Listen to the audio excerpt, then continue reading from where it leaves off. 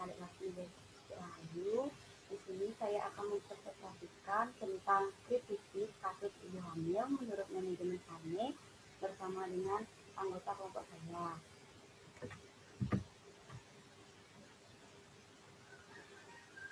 Adapun nama anggota saya terdiri dari Kadek Linda Septiana Dewi, Dr. Fitri, Kadek Lastri Rahayu, itu saya sendiri, ada Nimade Sri Ayu Pitaloka, selanjutnya ada Nikomang Desna Tresia, dan yang terakhir ada Tutu Eka Aprilia Purwati.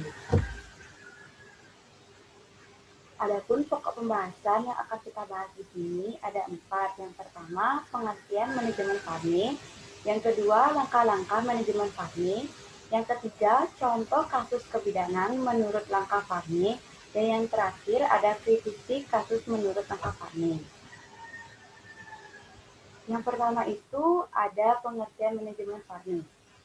Menurut Helen Farne, pada tahun 1997, manajemen kebidanan adalah proses pemecahan masalah yang digunakan sebagai metode untuk mengorganisasikan pikiran dan tindakan berdasarkan teori ilmiah, penemuan-penemuan, keterampilan dalam rangkaian atau tahap-tahapan yang logis untuk pengembalian suatu keputusan yang berfokus pada klien.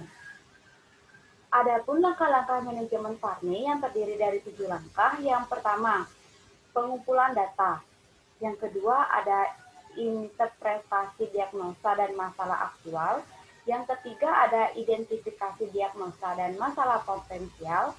Dan yang keempat, ada identifikasi kebutuhan akan tindakan segera yang meliputi mandiri, kolaborasi, dan rujukan.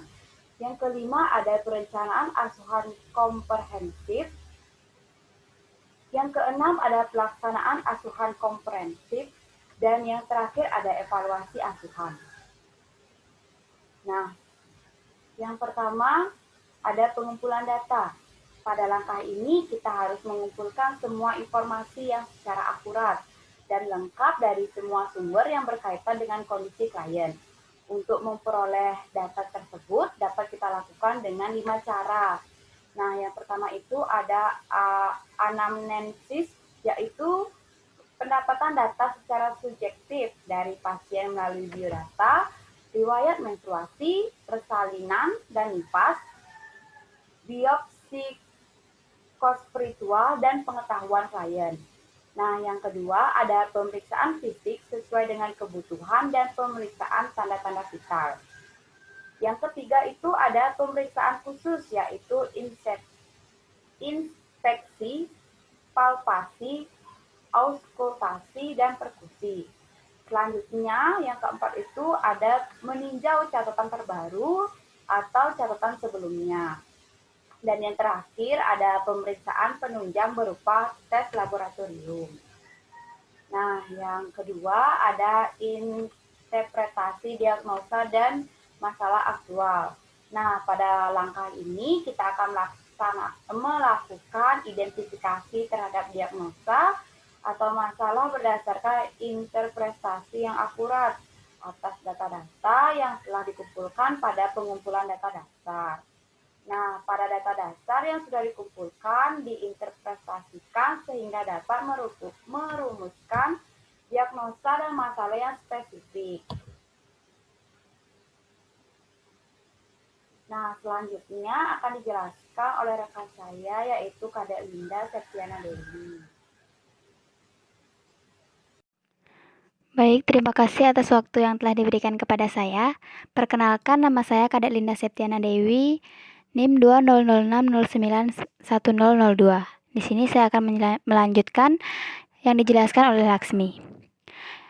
Yang keempat, identifikasi kebutuhan akan tindakan segera atau mandiri, kolaborasi, dan rujukan.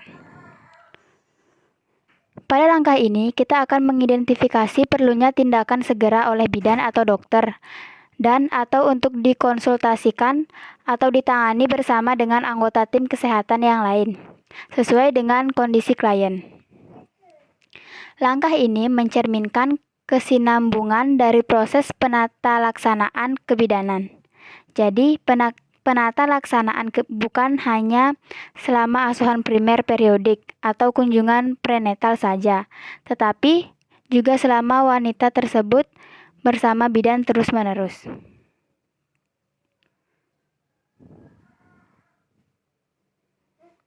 Selanjutnya, saya akan menjelaskan perencanaan asuhan komprehensif. Pada langkah ini, informasi data yang tidak lengkap dapat dilengkapi. Rencana asuhan yang menyeluruh tidak hanya meliputi apa-apa yang sudah teridentifikasi dari kondisi klien atau dari masalah yang berkaitan, tetapi juga dari kerangka pedoman antisipasi terhadap wanita tersebut, seperti apa yang diperkirakan akan terjadi berikutnya. Apakah dibutuhkan penyuluhan konseling dan apakah perlu merujuk klien bila ada masalah-masalah yang berkaitan dengan sosial, ekonomi, kultural, atau masalah psikologi. Selanjutnya, saya akan menjelaskan pelaksanaan asuhan komprehensif. Perencanaan ini dibuat dan dilaksanakan seluruhnya oleh bidan atau sebagian lagi oleh klien atau anggota tim kesehatan lainnya. Walaupun bidan tidak melakukan sendiri, bidan tetap bertanggung jawab untuk mengarahkan pelaksanaannya. Dalam kondisi di mana bidan berkolaborasi dengan dokter untuk menangani klien yang mengalami komplikasi, maka keterlibatan bidan dalam penata laksanaan asuhan bagi klien. Yang ketujuh, evaluasi asuhan. Langkah-langkah proses penata laksanaan umumnya merupakan pengkajian yang memperjelas proses pemikiran yang mempengaruhi tindakan serta berorientasi pada proses klinis, karena proses penata laksanaan tersebut berlangsung di dalam situasi klinik. Maka dua langkah terakhir tergantung pada klien dan situasi klinik. Contoh penerapan manajemen Varney. Yang pertama, pengkajian data yaitu identitas. Nama ibu Nyonya Yayah Rohayah, umur 27 tahun, suku bangsa Indonesia, agama Islam, pendidikan SMA, pekerjaan karyawati, alamat Jalan Raya PLP nomor 23 RT 01. Demikian penjelasan dari saya. Jika ada salah kata atau ucapan yang kurang berkenan, saya mohon maaf. Selanjutnya akan dijelaskan oleh teman saya. Baik, terima kasih atas kesempatan yang telah diberikan kepada saya. Perkenalkan, nama saya Lusa Fitri, NIM 2006091004. Di sini saya akan melanjutkan materi yang telah disampaikan oleh rekan saya, yaitu pengkajian data. Yang pertama, identitas. Nama Ibu Nyonya Yayah Rohayah dengan umur 27 tahun, suku bangsa Indonesia, agama Islam, pendidikan SMA, pekerjaan karyawati, alamat Jalan Raya PLP nomor 23 RT 01, nama suami Tuanudin. Yang kedua yaitu anamnesta. Pada tanggal 23 November 2011 pukul 8 waktu Indonesia Barat, kunjungan ke-6. Alasan kunjungan yaitu ibu mengatakan ingin memeriksa kehamilannya. Keluhan utamanya yaitu kaki kadang terasa kram. Riwayat psikososial yaitu kehamilan ini direncanakan namun tidak diterima. Perasaan tentang kehamilan ini yaitu senang. Emosi saat pengkajian stabil. Jenis kelamin laki-laki atau perempuan sama saja. Status perkawinan pertama, usia menikah 22 tahun dengan suami 24 tahun, lama perkawinan 2 tahun, status perkawinan beliau sah. Perilaku kesehatan, beliau mengatakan baik, ibunya tidak merokok dan tidak minum alkohol dan tidak mengonsumsi obat-obatan. Pengambilan keputusan dalam keluarga ini yaitu adalah suami. Yang keempat yaitu riwayat obstetri. Yang pertama, riwayat haid meners yaitu 15 teratur atau tidak teratur siklus yaitu 25 hari lamanya 5-6 hari. Banyaknya yaitu 60 cc. Sifat darah yaitu KAS. Riwayat kehamilan HPHT yaitu 16/11/2020. TP yaitu 23/8/2011. Keluhannya yaitu trimester pertama ANC 1 kali di puskesmas, keluhan sering BAK dan mual atau buang air kecil. Trimester kedua ANC 2 kali di puskesmas, keluhannya tidak ada. Trimester ketiga ANC 2 kali di puskesmas, kaki kadang bengkak dan sering pusing. Pergerakan anak pertama kali dirasakan hamil yaitu 16 minggu.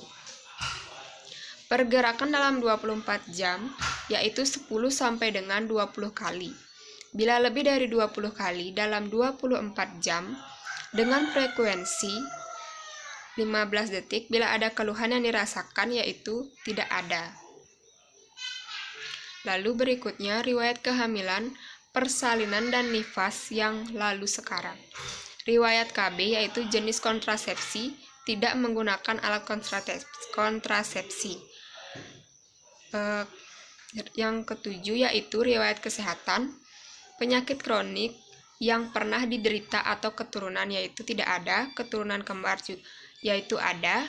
Riwayat kebiasaan yang pertama, pola nutrisi, makan 3 kali sehari dengan porsi lebih banyak, menu bervariasi, minum 7-8 gelas per hari. Pola eliminasi, BAB 1 kali sehari, warna kuning kecoklatan, konsistensi lembek, buang air kecil 4-5 kali per hari, warna jernih, kekuningan, nyeri saat buang air kecil tidak ada. Pola tidur dan istirahat yaitu ibu mengatakan istirahat baring atau tidur siang sekitar 1 jam per hari, tidak tidur jam 8, pukul 21 sampai jam 5 waktu Indonesia Barat. Personal hygiene, mandi 2 kali per hari, keramas 1 kali 2 hari, gosok gigi 2 kali per hari, ganti pakaian dalam 2 kali sehari atau bila terasa lembab. Yang selanjutnya yaitu pola latihan dan aktivitas sehari-hari. Ibu mengatakan sudah 2 kali mengikuti kelas ibu hamil dan masih melakukan aktivitas seperti biasa. Pola seksual yaitu 1 kali seminggu. Imunisasi TT yaitu sudah dilakukan 2 kali. Tanggal pelaksanaannya itu tanggal 14 bulan 3 2011 sampai tanggal 14 bulan 4 2011. Baik, selanjutnya akan dilanjutkan oleh rekan saya. Kenalkan, saya Nima Desri Ayu Pitaloka. Saya akan melanjutkan presentasi dari teman saya, yaitu yang ke-12 ada leher. Pembesaran kelenjar tiroid tidak ada, pembesaran kelenjar limfu tidak ada, pembesaran vena jugularis tidak ada, kemudian yang ke-13 ada dada. Simetris iya, pergerakan dadanya teratur. Dan yang ke-14 ada mamai. Simetris iya, benjolannya tidak ada, hiperpigmentasi areola ada, bentuk payudaranya bulat, puting susunya menonjol, pengeluarannya ada klostrum. Kemudian yang ke-15 ada abdomen. Pembesarannya sesuai usia kehamilan, warnanya sesuai warna kulit ibu, bekas luka tidak ada, linea nigra, striae livida. Kemudian palpasi, tinggi fundus uteri, 3 jari bawah prosesus scipiodeus, Lipol 1 mengukur fundus uteri, Lipol 2 punggung kiri, Lipol 3 presentasi kepala, kemudian Lipol 4 sudah masuk pintu atas panggul, kemudian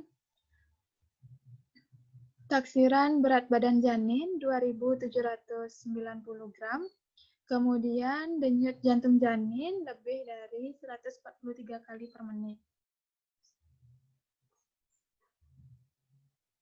Yang ke-16 ada genitalia yang dibagi menjadi 2, yaitu yang pertama vagina, yaitu ada odema tidak ada, varises tidak ada, pembesaran kelenjar tidak ada, pengeluaran cairan tidak ada, bekas episiotomi tidak ada, kemerahan tidak ada, nyeri tidak ada, Kedwick juga tidak ada. Kemudian yang kedua yaitu ada anus, hemoroid tidak ada.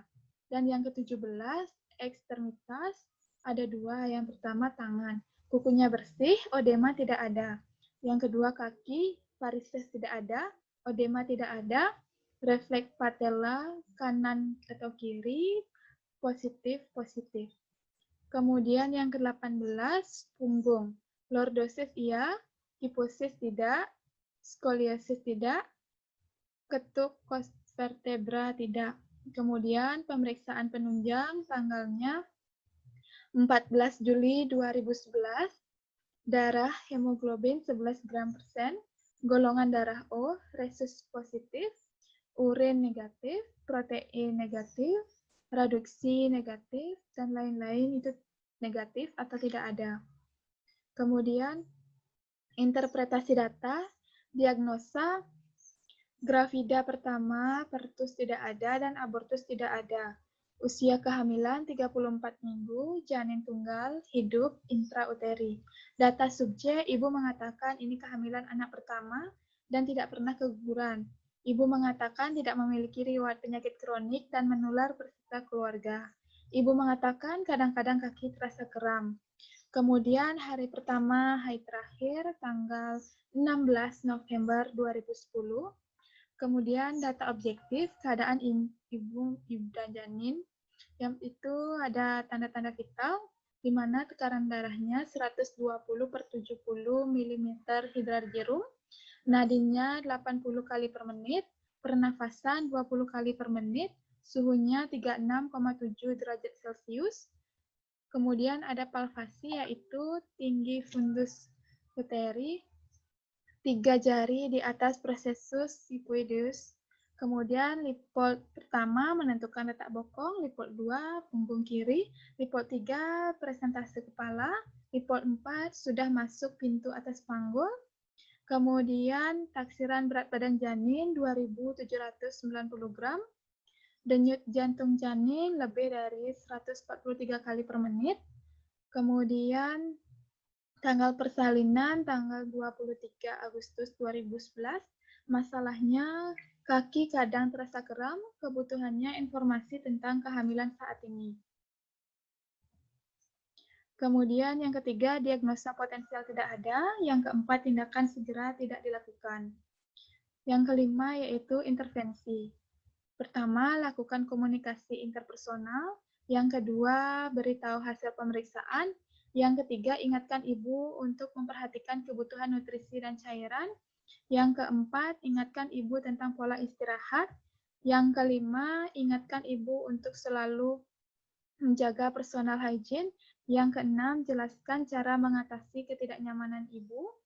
Yang ketujuh, beritahu tanda-tanda persalinan. Yang kedelapan, beritahu tanda bahaya dalam kehamilan. Yang sembilan, beritahu tentang program perencanaan persalinan dan penanganan komplikasi atau P4K. Yang ke-10, beri ibu resep. Dan yang ke-11, anjurkan ibu untuk kunjungan ulang.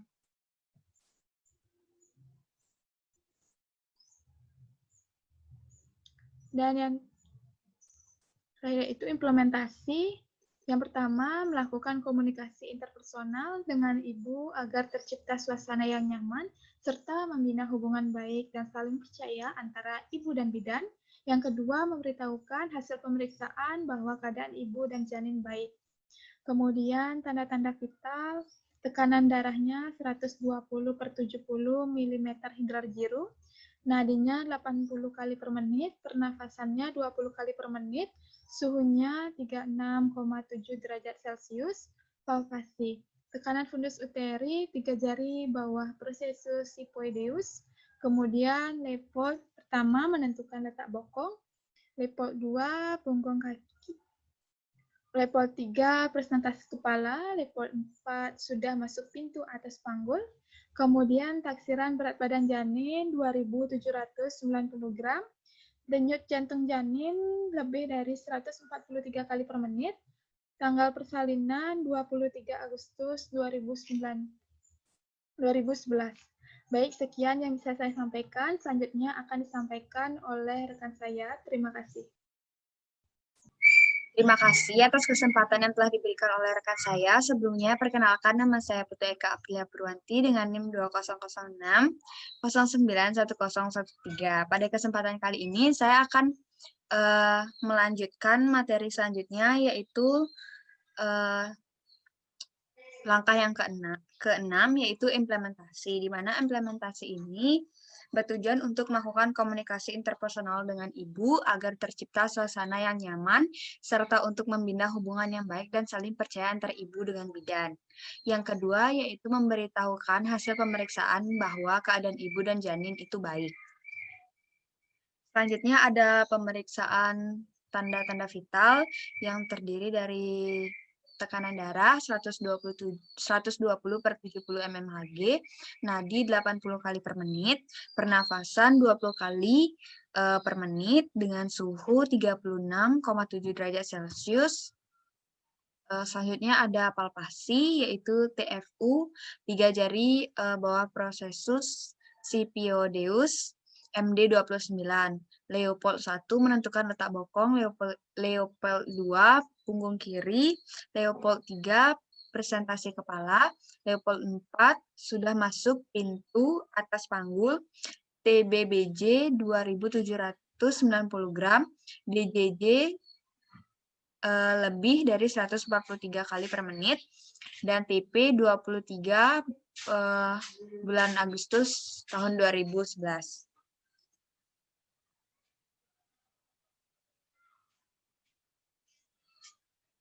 Selanjutnya ada implementasi. Implementasi mengingatkan ibu bertujuan untuk mengingatkan ibu untuk memperhatikan kebutuhan nutrisi dengan makanan yang sehat dan bergizi secara teratur seperti nasi, lauk pauk, sayur-sayuran dan buah-buahan serta minum air putih selama atau sebanyak 8 sampai 19 sehari. 9 gelas sehari. Bila perlu susu 1 gelas sehari.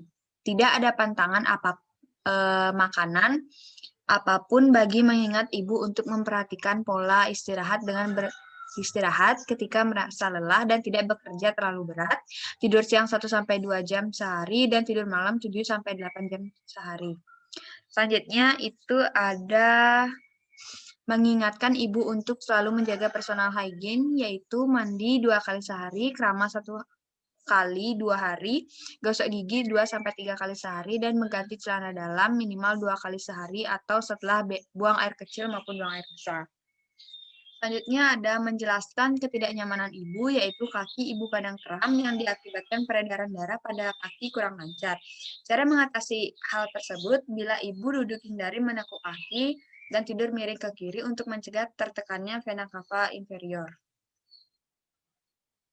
Selanjutnya itu ada memberitahu ibu dengan tanda-tanda persalinan. Yang pertama, keluarnya lendir yang bercampur darah. Yang kedua, perut terasa mules sampai ke pinggang. Yang ketiga, adanya dorongan untuk mengedan. Beritahu tanda bahaya dalam kehamilan, yaitu pecah ketuban sebelum waktunya, terjadi pendarahan, demam yang tinggi, gerakan janin berkurang, anemia, nyeri kepala hebat, pendonor, menjaga rumah, keperluan ibu dan bayi. Selanjutnya ada memberikan ibu resep KALK 2x1, B12 3x1, FE 1x1. Menganjurkan ibu untuk kunjungan ulang 2 minggu lagi. Tahap yang ke-7 yaitu evaluasi, yang bertujuan untuk mengetahui hasil pemeriksaan, ibu mengerti dan bersedia mengikuti penjelasan bidan. Yang ketiga, ibu sudah menerima resep. Yang keempat, ibu bersedia datang kunjungan ulang. Selanjutnya ada kritisi kasus manajemen kebidanan menurut Varney. Untuk kritisinya yaitu berupa, menurut kami, manajemen kebidanan menurut Hailey Varney dengan contoh kasus manajemen kebidanan terdapat kecocokan, namun ada beberapa yang tidak cocok. Manajemen yang cocok yaitu pengajian data. Dalam kasus tersebut sudah terdapat pengkajian data sesuai dengan manajemen Varney. Seperti dalam langkah ini, kita sudah mengumpulkan semua informasi yang akurat dan lengkap dari sumber yang berkaitan dengan kondisi klien. Yang ketiga, bila klien mengalami komplikasi yang perlu dikonsultasikan kepada dokter dalam penata laksanaannya, maka kita perlu melakukan konsultasi atau kolaborasi dengan tim medis. Yang keempat, lalu terdapat juga identifikasi diagnosis atau diagnose yang sesuai dengan manajemen Varney. Pada langkah ini, kita akan mengidentifikasi masalah potensial atau diagnosa potensial berdasarkan diagnosa atau masalah yang sudah diidentifikasi. Langkah ini membutuhkan antisipasi bila memungkinkan dapat dilakukan pencegahan. Pada langkah ketiga ini, bidan dituntut untuk mampu mengantisipasi masalah potensial, tidak hanya merumuskan masalah potensial yang akan terjadi, tetapi juga merumuskan tindakan antisipasi penanganan agar masalah atau diagnosa potensial tidak terjadi. Yang terakhir yaitu pelaksanaan komprehensif pada kasus yang terdapat dalam manajemen partner seperti pada langkah ke-6, yaitu rencana asuhan menyeluruh seperti yang telah diuraikan pada langkah ke-5 dilaksanakan secara aman dan efisien.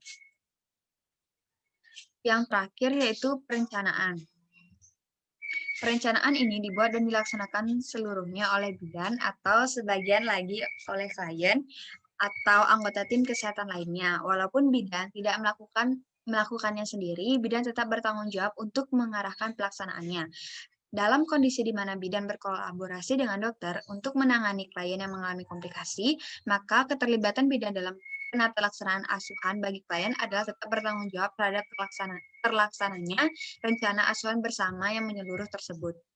Pelaksanaan yang efisien akan menyangkut waktu dan biaya serta meningkatkan mutu dan asuhan klien, dan terdapat evaluasi pada setiap manajemen. Seperti pada langkah ini dilakukan evaluasi keefektifan dari asuhan yang sudah diberikan meliputi pemenuhan kebutuhan akan bantuan apakah benar-benar telah terpenuhi sesuai dengan kebutuhan sebagaimana telah diidentifikasi di dalam diagnosa atau masalah. Rencana tersebut dapat dianggap efektif jika memang benar-benar efektif dalam pelaksanaannya.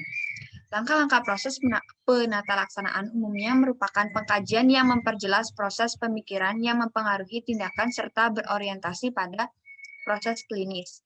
Karena proses penata laksanaan tersebut berlangsung di dalam situasi klinik, maka dua langkah terakhir tergantung pada klien dan situasi klinik. Yang terakhir yaitu manajemen yang tidak cocok. Berupa pada manajemen Farnet terdapat tindakan segera, namun pada kasus tindakan segera tersebut tidak dilakukan atau tidak dilaksanakan. Pada manajemen Farnet tidak terdapat intervensi dan implementasi yang tertera pada kasus tersebut. Sekian presentasi dari kelompok 3. Apabila ada salah kata, kami mohon maaf. Kami tutup dengan Paramasanti. Om Santi Santi Santi Om. Salam harmoni.